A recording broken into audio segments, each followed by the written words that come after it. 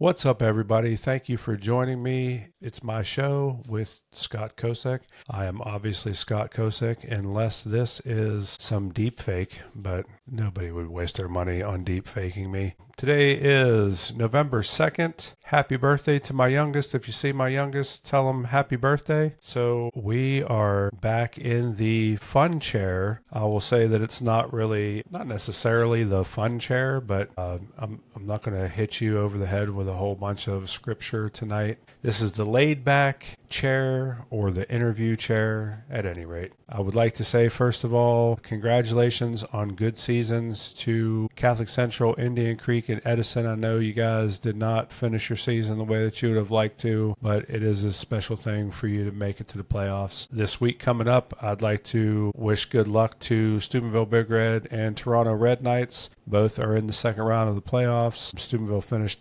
in the proper place to have a week off, and they definitely earned a week off. I'll say that. Being a Big Red fan, it was pretty tough to watch the first couple of weeks of the season. To start 0-2 and then go through three weeks of regular season football and not have a win was pretty tough to watch as a Big Red fan. But finished 7-2, third in their region. They certainly earned a week off, so we'll see how things pan out for them this week. So yeah, you might notice some, all right, Scott, slow down, it's November 2nd. Well, I mean, like, what comes after Halloween? Right, we're in corporate-backed America. Thanksgiving really doesn't have a whole bunch of people running out to spend a whole bunch of money. You will for that meal that you'll put together, the energy consumption meal to gear up for going out and fist fighting little old ladies for 65-inch TVs. That doesn't happen anymore. We're a much more civilization now. We do everything online, and it's just readily available for us to buy $127 big screen flat TVs. Anyway, so this was all kind of inspired by, so I got I don't know if you can see that, I got my Ville Billy shirt in. Go see Clancy out in Wintersville. That's where you can get the Ville. So the Ville Billy line is something that is put together by a Steubenville Big Red football player. This is his senior year. He started the clothing line last year, just trying to help the local guy do his thing. You know what I mean? So, but yeah, so mine is the holiday season Christmas edition of the Ville Billy shirt. So it already had my mind on the idea of whatever. So, but I also know that my daughter-in-law is somebody who certainly puts up her Christmas decorations literally at the same time as this. So no shame thrown, hopefully no shame received. Listen, it's the kickoff of the holiday season. I understand that Thanksgiving gets a bum rap. Really, this is like, especially right now, the economy is terrible. Ain't nobody got any money. So now you have 2 months to try to put together those gifts. And don't try to be that guy on December 23rd wandering the aisles of Walmart thinking which kind of crappy gift that's left is what you're going to get for somebody. Do your part. Go out right now. Try to figure out what you need for that significant person in your life. It's well worth it. So I am definitely a guy who thinks logically and reasonably about things. I definitely try to put things together in an organized manner, even though I'm certain that I come across as like a really all over the place kind of a person. It's just something about my personality. Some people like it, some people don't. It's okay, but I digress.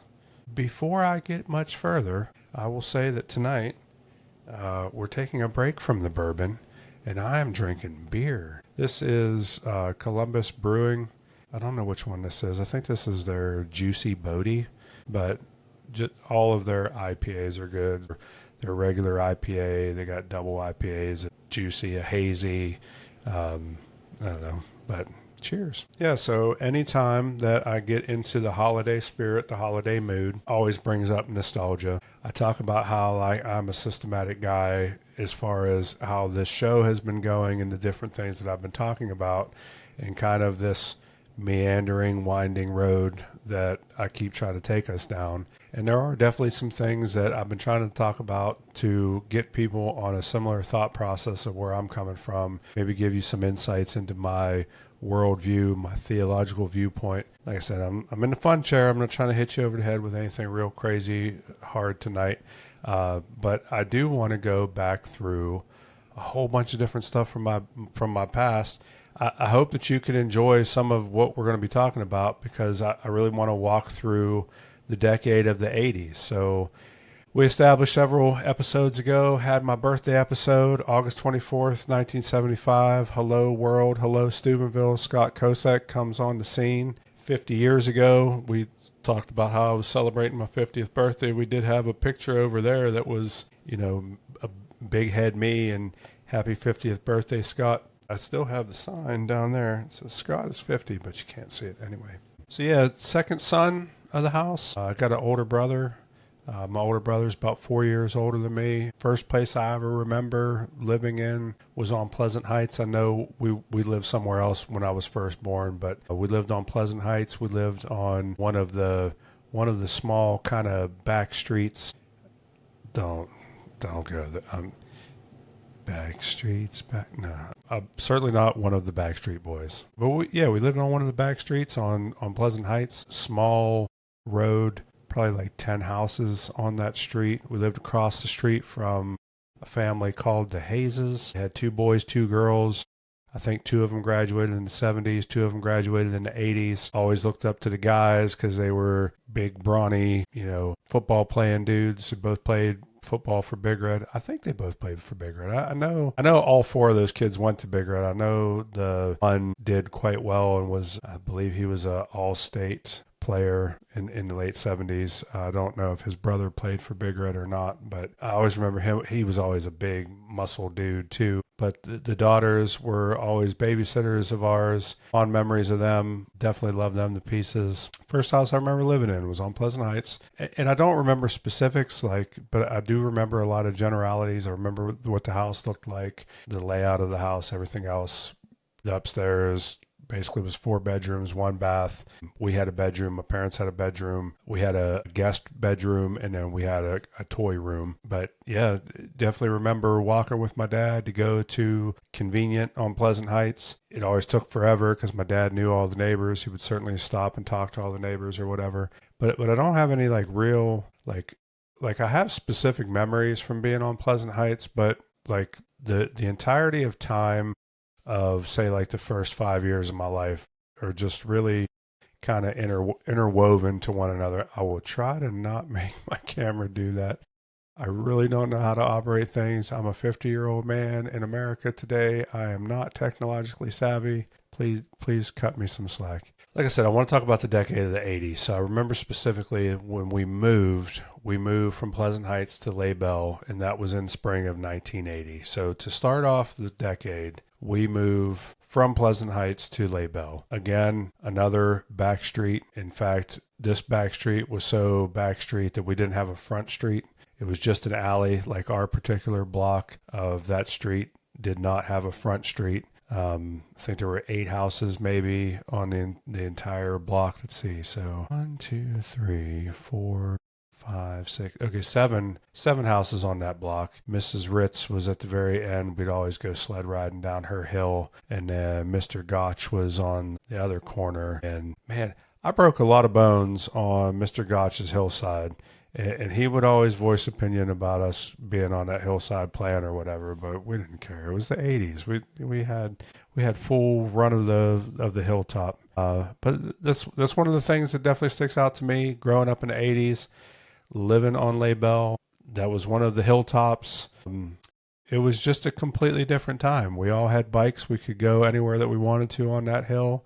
It was a very good place and a good time to grow up. There were lots of mom and pop stores on Les Belles. 3 blocks from the house, we had Paprocki's. If you know, you know. If you're one of the kids that grew up on Les Belles in the 80s, you definitely knew about Paprocki's.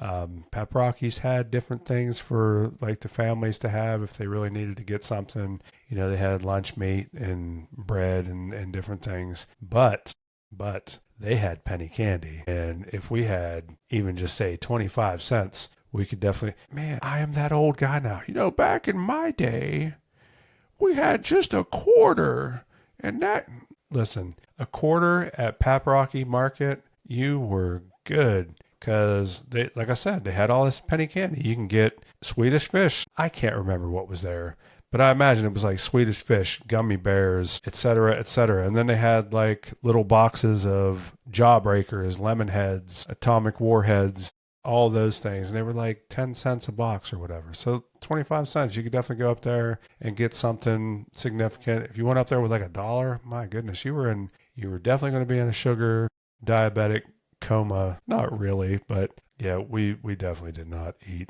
well but you know what? I know that back then that stuff was actually made out of sugar. It wasn't made out of high fructose corn syrup or some other junk. I'm sure all of the different red dyes, et cetera, did not exist, at least at the start of the 80s. But by the end of the 80s, who knows? Technologies and different things arose quite a bit in the 80s. So whatever. Anyway, at any rate, yeah, so 1980, moved on to Laybell, started at Roosevelt School, went to Roosevelt for kindergarten, and then we went to the Catholic school I went for first and second grade. My brother would have went for fifth and sixth grade. Somewhere along the lines. So if you don't know me, my mom was born and raised in Scotland. My mom has this thick Scottish accent. I don't hear it. It bewilders people when I tell them that I don't hear my mom's Scottish accent. But yeah, I don't hear my mom's Scottish accent. But my mom was born and raised in Scotland. She has a thick Scottish accent. And so before I get very far along, so if you're ever wondering what my 4 pictures are here, this top one here, I think it's got kind of a glare on it. I don't think you can really see what's in it, but that is my dad and my granddad. My dad with my mom's dad. This is my mom and my nanan. She should have been called our gran, but for whatever reason, because we're dumb American kids, then she became our nanan for whatever reason. But my mom and my granny Annie. And then this is me and my brother. And then this is me with my granddad John, my mom's father. So I don't know. It's kind of like a generational thing to tie it all back in together. My dad and my grandfather, my mom and my grandmother, me and my brother, and then me and my grandfather. But at any rate, so my mom was born and raised in Scotland. All those pictures were taken in Scotland, by the way. My mom was born and raised in Scotland, thick Scottish accent. I don't hear it. But my brother in like 5th and or 6th grade had some type of a speech impediment. Like my brother couldn't say his R's. Like instead of saying it looks like it's going to rain outside, my brother would say it looks like it's going to rain outside. And there was this teacher at St. Anthony's that really had the gall to tell my mom that the reason why your son talks the way that he talks is because you're a foreigner and you have a stupid accent. I don't know if she said it like that, but more or less that's what she was basically saying, and was trying to tell my mom, like, if you want your son's speech problem to go away, then you need to stop talking to your son. And so immediately we found ourselves we were going to go to the public school from then on, because come on, how in the world could you really look a woman straight in her face and be like, you need to stop talking to your son? At any rate, so 3rd grade, back to Roosevelt. This would be 1984. Let me think. 1983, 84 would have been my 3rd grade year. So yeah, one of the biggest major thought process shifts that occurred for me in my life happened in the 80s while I was in elementary school. I distinctly remember in the middle of 4th grade having this crisis of sorts where I come to understand that I was smart. And if you know me, you know that I'm not like a full of myself kind of person. I don't think of myself as like better than anybody. I've never been like that at all. But I knew that I could retain information pretty easily compared with my peer group. And I remember it, like, when I recognized that, it really startled me. Because in 4th grade, I realized that I was going to have a different path than a lot of my peers. I could see very clearly that the thought process was just completely different between me and some of the people that I called my friends. I'm just relaying with you that this is something that took place with me during my 4th grade year. How that coincides with everything is that at the end of my 4th grade year, me and my mom and my brother, we took this very long extended trip to Scotland. And that started right after the end of the school year. So basically, like the month of June and the month of July, we were in Scotland. And towards the end of the month of July, we came back from Scotland. Well, one of the things that took place during that time that we were gone was that where my dad was employed, Wheeling Pittsburgh Steel, they went on strike. And it was a very long. I think it was like a almost. I think it was like a 3 to 4 month long strike. I think I remember reading it was like a 98-day strike, something like that.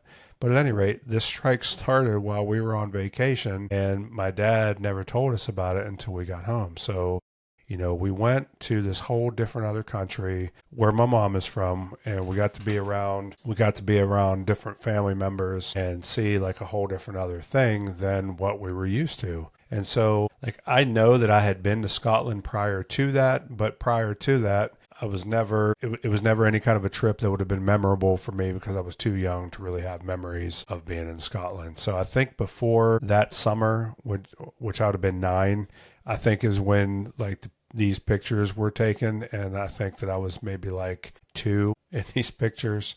In fact, like I walked out the front door when I was 2 over in Scotland and walked up to the top of town to go back to see, me talking about being smart in 4th grade. When I was 2 years old, I remembered where the toy store was, and I left the front door and I walked clean up to the other side of town to go back to the toy store because I remembered how to get there. See, at any rate. So yeah, 4th grade, end of 4th grade, that summer we went to Scotland, got a chance to be immersed in a whole different other culture, a whole different other way of life. One of the things that really stood out to me in 1985 in Scotland was that it wasn't westernized like here. And by that, I mean like all the places for you to go out to eat were all locally owned establishments. There were really no corporate.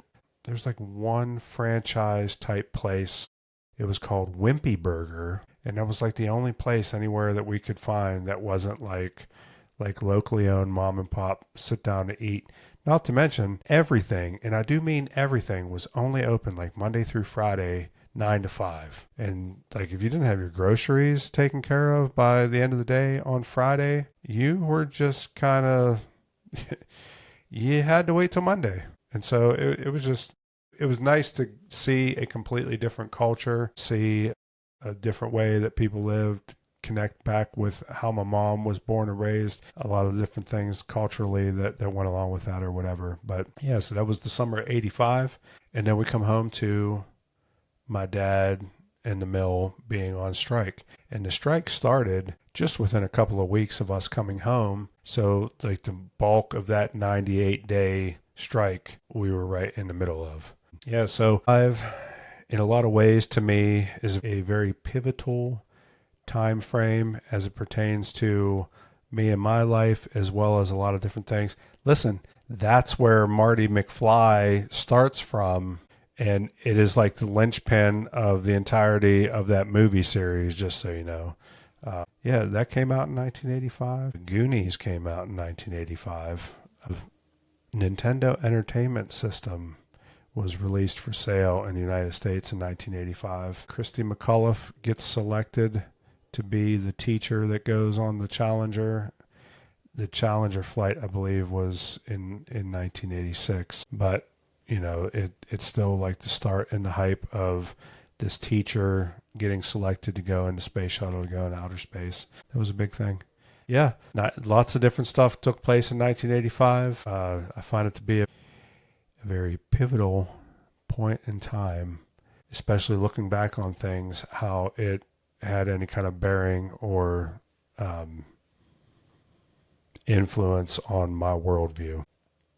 At any rate, second half of 1985, started 5th grade. 5th grade, loved my teacher, Mrs. Aulette. Mrs. Aulette was very, very impactful on my future. She was very adamant to get me into the honors program in middle school. Started Harding Middle School in 1986.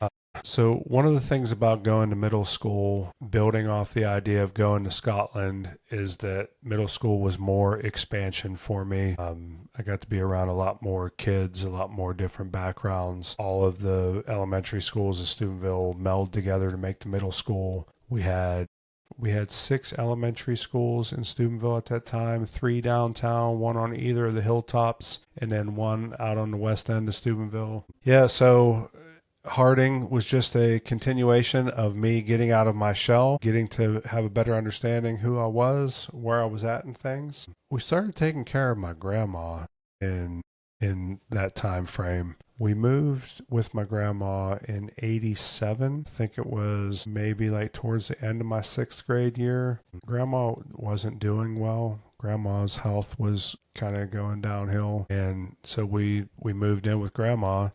And the thing about it is that my mom was the one who was really taking care of my grandma. And one of the things that's weird about that, so with my mom being from another country, and this being the 80s in the United States, and this being Steubenville in the 80s in the United States, even though this is a mill town and a place that was built off the back of immigrants from different other places, so my mom being like a first generation immigrant into the Ohio Valley, didn't really have like the same significance and clout as some of the other people. Like a lot of different other people were like the sons and daughters or grandsons and granddaughters of people who had immigrated here. But my mom was somebody who had come here having married a U.S. serviceman, and she got treated different. It's crazy though, because my mom is super smart. My mom has care for everybody and everything. In fact, my granda would have told you that my mom worries about the ducks getting rained on in the park. So my mom comes here, and it seems as though like my dad had like a different background and maybe was thought that he had a different path to go down. And so to come here with somebody that wasn't from here, that didn't grow up around everybody else, I think that me and my mom and my brother, we were all looked at as like sub citizens. My dad, he still got all the favorable treatment. He was the only son of 5 siblings, right? He had 4 sisters. He was the only boy, so he was like the only thing for everybody to be, hey, it's the one carrying on our last name. So like, to give you an example of what I'm talking about, like I remember specifically one particular Christmas that all the grandkids, they got stuff from grandma, and I know this stuff was always tight for different people, especially in the 80s, different times, but all the grandkids got stuff that was like new from grandma, and me and my brother, we got stuff from yard sales. And what was so ironic about it all was that I got the game Perfection. So I already told you, like I was a smart kid, and things just kind of go black and white for me. It's this way or that way. Everything is systematic and whatever.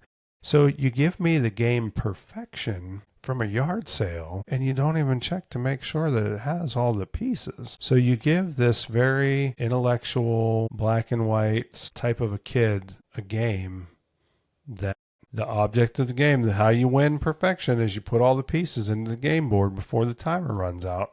But it doesn't have all the pieces. So can you win? And it just, I know that grandma didn't mean for that to have the message and the connotation that went along with buying that game for me, but you basically gave me this game that I can't win. It's like, it's this real like broken, crazy, psychological, I don't know. But I say all that just to say that it's ironic that on that end of life, the person who was caring for my grandmother was the daughter-in-law that wasn't really ever treated well. And, like I saw that as like a tween. Like I think I turned 13 in 88. Grandma died in 88. So like, I'm telling you, like I saw this reality of how things were with my dad's family towards my mom and me and my brother from a child into being at the very oldest a tween. It was definitely a thing. It was definitely a thing going on. But at any rate, my mother set all of that stuff to the side because my mom wanted to make sure that my grandmother got treated humanely and that she got treated with decency and dignity and that she was cared for. And I'll tell you, like, on this end of things, like how I see things, how I am about a lot of different things, big kudos to my mom. My mom, Janie, you definitely established a lot of things in me that make me the man that I am today. So yeah, like I said, Grandma passed away in 1988. 1989, my brother graduated from high school.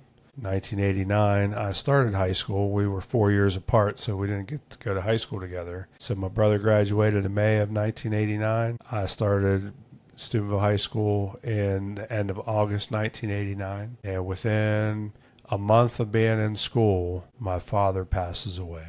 So at the ripe age of 14 years old, my dad was 44. My dad was 30 years older than me. So as a freshman in high school, closing out the decade of the 80s, our world just gets turned completely upside down. And one of the things that I say that stands out to me during that time was the support that we all had from different people. We had lots of people that stood, tons of people for short. Like back then, we still had 3 days worth of having the funeral home and having people come and visit. And for 3 days solid, that place was absolutely full and definitely had a receiving line throughout the entire time that we were there for each of we were there for like the day and the evening, each of those times. I think the third day was just the day, but I don't know. It's such a long ago memory that I can't exactly remember everything. So yeah, like from there on the other side of that, things were like the overall thought process and theme is like starting over, which is kind of interesting because that's then going into, like I say, the end of that decade.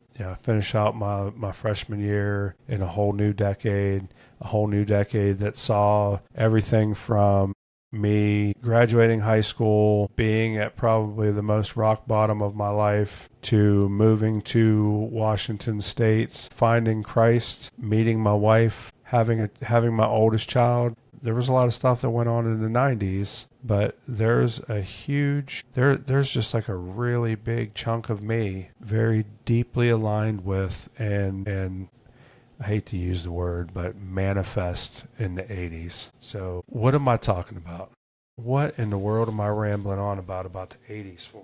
Well, like I told you, I think very poignantly about the different things that I talk about. And one of the things that I really like to establish here at this point in this whole narrative that I'm having is this very specific idea that I have about two different Americas. We live currently in two very distinct Americas. The vast majority of everything that I just talked about, all of that background, all of that nostalgia, the going to the local mom and pop grocery stores, the riding bikes all over the hilltop, the taking care of grandma when she's sick, the different schools that you went to, the different things that you realized about people, about how people were, how you wanted to befriend people and everything like that. This is what I, for lack of better terms, would like to call micro America. And I don't mean micro as in it's small. In fact, I would argue that if you went back and looked at the 1985 Wheeling-Pittsburgh steel strike, you would see that, in fact, micro America can be,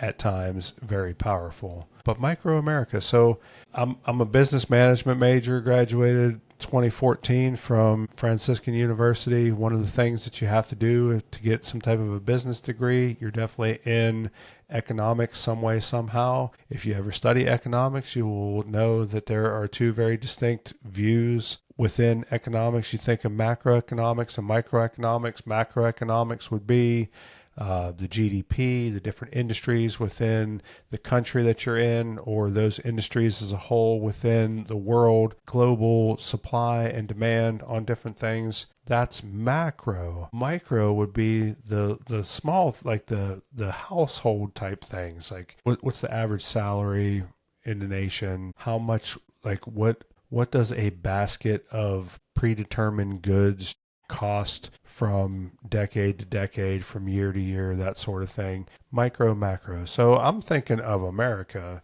kind of in the exact same type of thing. We have a micro America, we have a macro America. Everything that we just looked at, that whole like growing up, the people that you know, the people that you're related to, the people that you go to school with, the teachers that you have in those schools, the people at the local supermarkets that you encounter, the guy that was behind the counter at Pap Rocky's counting out the 25 Swedish fish for us for a quarter.